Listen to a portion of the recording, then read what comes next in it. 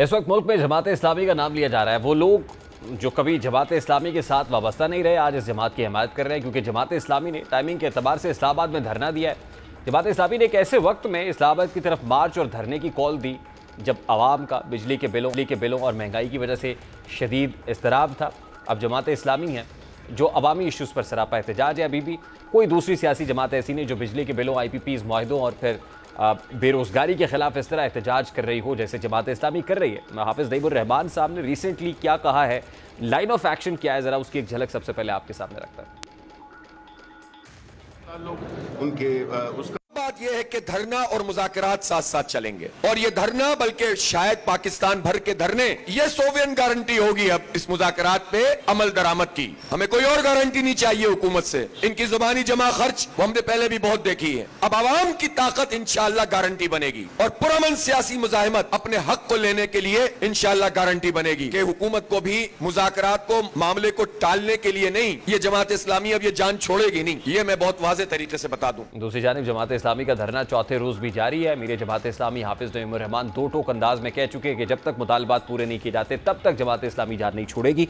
अब आज ही economic domain से भी कुछ अच्छी खबरें आ रही हैं, खासतौर पर फिच की जानिब से रेटिंग को इम्प्रूव किया जाना, फिर शरह सूद जो है उस पर कुछ कमी होना, गवर्नर स्टेट बैंक की प्रेस कॉन्फ्रेंस होना, ये मामलात भी हैं। इस वक्त पाकिस्तान तहरीक इंसाफ के रहनुमा शौकत बसरा साहब ने भी ज्वाइन किया है। अस्सलाम वालेकुम बसरा साहब, बहुत बहुत शुक्रिया आपके वक्त के लिए। बस अब सबसे पहले तो आज इकोनॉमिक डोमेन से जो अच्छी खबरें यहीं से शुरू कर लेते हैं। फिच की तरफ से पाकिस्तान की जो क्रेडिट रेटिंग है उसको इम्प्रूव किया गया है। शरह सूद जो है उसमें भी 100 बेसिस पॉइंट्स की कमी वाक़ई हुई है। महंगाई की शरह 38 से 12% पर आ गई। खुद फाइनेंस मिनिस्टर ने आज जो वीडियो मैसेज इशू किया वो भी, और गवर्नर स्टेट बैंक की प्रेस कॉन्फ्रेंस भी है। अब आपको नहीं समझ लगता कि हुकूमत तो बाय एवरी पासिंग डे अब कुछ बेहतर कर रही है, इम्प्रूव कर रही है इकोनॉमिक डोमेन में? रेहान, अगर तो ये अल्फाज के हेर फेर से महंगाई कम हो सकती है तो आप उसकी जरा वजाहत कर दें। आप मुझे बताइए कि अगर तो पेट्रोल, डीजल, आपकी सुई गैस, आपकी खाने पीने की अशिया, दूध, दही, आटा, चीनी, घी, इनकी कीमतें कम हो गई हैं तो बिल्कुल मैं आपकी बात से एग्री करता हूं। अंदाजा कीजिए कि वो जाली हुकूमत जिनके पास कोई मैंडेट नहीं है आवाम का, वो तो अब आम आदमी के मरने पर भी उन्होंने टैक्स लगा दिया है।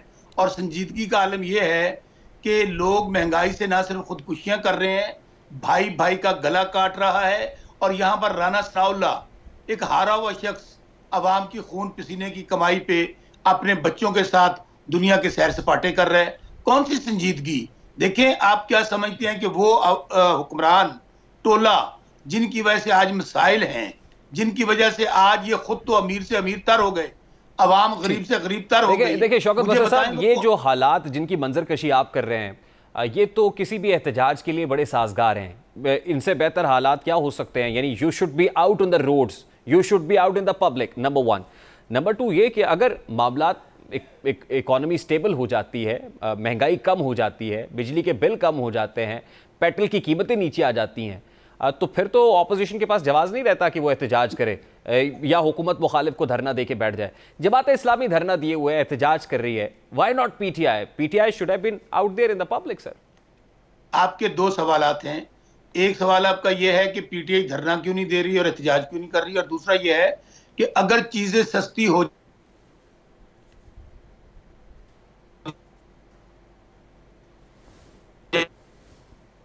बात भी अगर मगर और लेकिन से शुरू होती है उसका कोई वजूद नहीं होता। जिस दिन महंगाई होगी, कम होगी, उस दिन पूरी दुनिया को नजर आएगी। और यहाँ इस वक्त तो महंगाई दिन ब दिन ना सिर्फ बढ़ रही है, बल्कि मैं आपको कह रहा हूं कि इस वक्त जो गरीब आदमी है वो तो रात को उसके बच्चे वो इसलिए उनको मार रहा है कि उनके पास खाने को रोटी नहीं है, उनके इलाज के लिए पैसे नहीं है। तो कहां पे महंगाई कम हो गई? और ये बात तो हम सुनते हुए 3 साल हो गए हैं जब रिजीम चेंज हुआ था और PDM का टोला आया था। बस सब यही तो मैं कह रहा हूं, मैं मान लेता हूं आप जो कह रहे हैं, मैं उससे इत्तेफाक कर लेता हूं फॉर अ मोमेंट। मैं यही तो कह रहा हूं, आम आदमी के हालात बहुत खराब हैं। Sir, where are you sir? आप तो आवाम के नुमाइंदा जमात हैं, you should be out on the road sir. ये बात आपको जवाब यही देने लगा था। अब दूसरा पार्ट आपका कि आप कहां हैं? जी, हम ही तो हैं जो पाकिस्तान है, लेकिन हमारे साथ 2 साल से हो क्या रहा है? किस दिन मुझे बुलाइए, मुझे पूछिए कि 2 साल से पाकिस्तान में मैं एक सियासी कारकुन हूं, माशाल्लाह से बदतरीन हालात है तहरीक इंसाफ के लिए। तहरीक इंसाफ के लोग, पाकिस्तान आम नौजवान इमरान खान का चाहने वाला झंडा लेके कोई माँ बहन बेटी निकलती है, उसको पाबंदे सलासिल किया जाता है।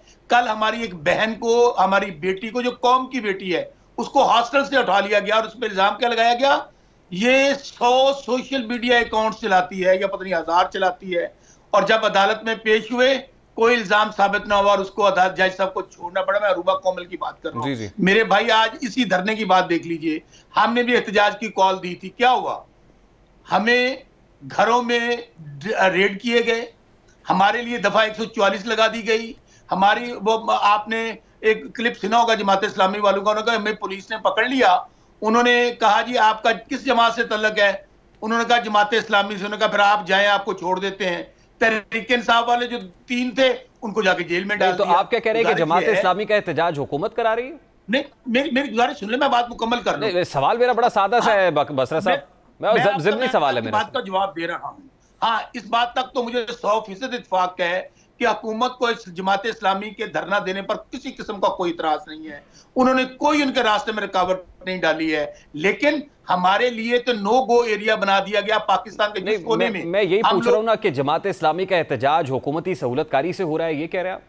सर मैंने जो आपको बात कही है, बिल्कुल उनका हुकूमत जो सो कॉल्ड जाली हुकूमत है, जिस तरह तहरीक लब्बैक का धरना हुआ, उन्हें आने में जाने में कोई परेशानी नहीं, जमात इस्लामी को भी नहीं हुई। लेकिन जो आप कहना चाहते हैं वो मैं बता देता हूं।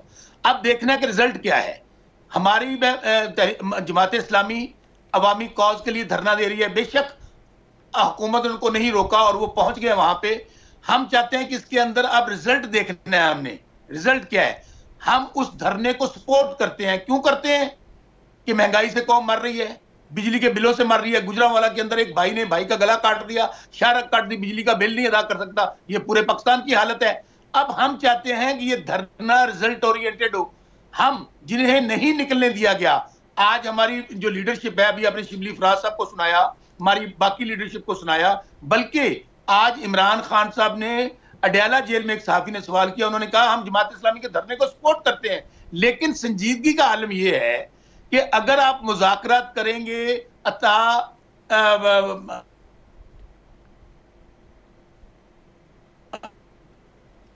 जी बसरा साहब, क्या मुज़ाकरात हैं भाई? हम अच्छा बसरा साहब मुझे बताइए ना कि ये एहतजाज हुकूमत अपने खिलाफ ही क्यों कराएगी? किसी भी जमात को क्यों आने देगी और कहेगी कि आओ और बैठ जाओ यहाँ आके?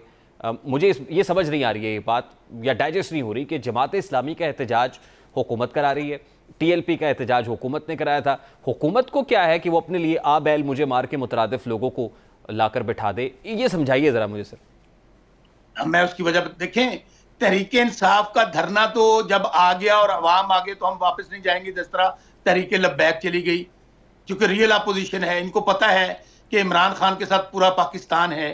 अब अगर फर्ज करें इमरान खान को और तहरीक इंसाफ को इजाजत मिल जाए, हमें तो जलसा अदालत इजाजत देती है, हमें जलसा नहीं करने देते।